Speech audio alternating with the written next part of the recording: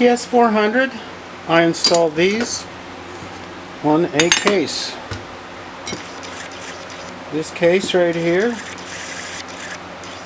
is a China doll that I widened out with a drum sander here and there to fit the cylinder. Just like that. This is the piston, and I wanted to talk to you guys about how to check stroke on any cylinder. Here's your cylinder, and if you measure it, bam, to there, you will get 64 inches.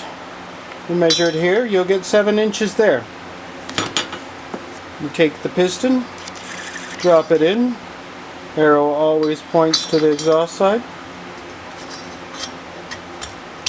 and put it right level with that. And if you put it level with that, that means the exhaust is going to be perfectly level with the sweep, just like that. So you can see that inside. Let me turn on my light. I think we can get some more light going here.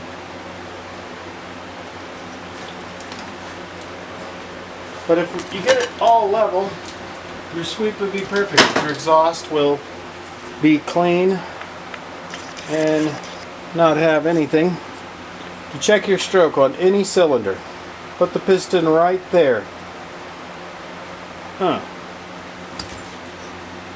And you can measure up from that point and then subtract your 7mm lip, and that's your stroke minus the squish. How do you tell the squish? You drop the cylinder down, and that's your squish right there in between the cylinder and the intake. Let's try and get it right here. Oh gosh. Okay, here we go. See that? That's your squish. Right in between here and the top of that. That'd be 0.75. This is a cylinder that I've cut the squish out of. See at the bottom? That is cut. Then I've done what these calls transfer ports and blocks. It's a transfer block, and I built it out to match the cylinder, and then I cut it inside here to give it the same shape as the top of the cylinder.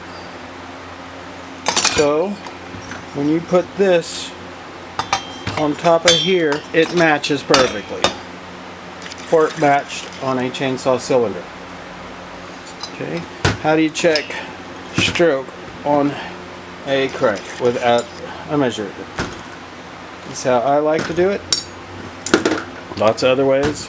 I like to set it like that, and I like to measure this point to that point, and then roll it all the way around to there, and then measure from this point to that point. And let me give you a for instance. Let's say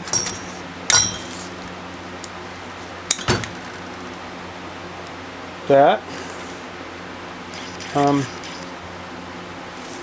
our stroke there is 40.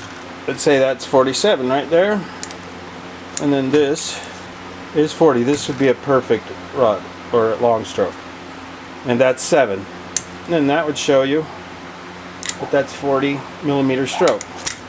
But this one isn't. This is a Runwell crank or a Wildcat crank, no marking, and I figured it out at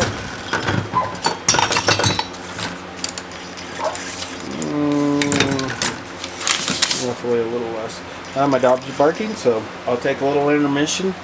The next one we'll talk about big carburetors, and make sure you subscribe, and I'll be talking about Zeta 80 and ZL40. What's the difference?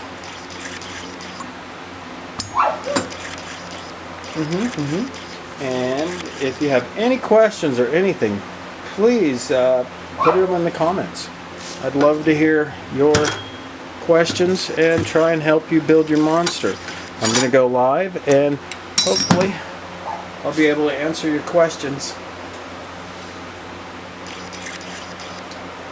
Thank you for listening and enjoy happy building, and I will do the new stud pattern. On this, I'll set this guy on here. I'll mark it here with and drill it straight through here, 3/16, and tap to 1/4.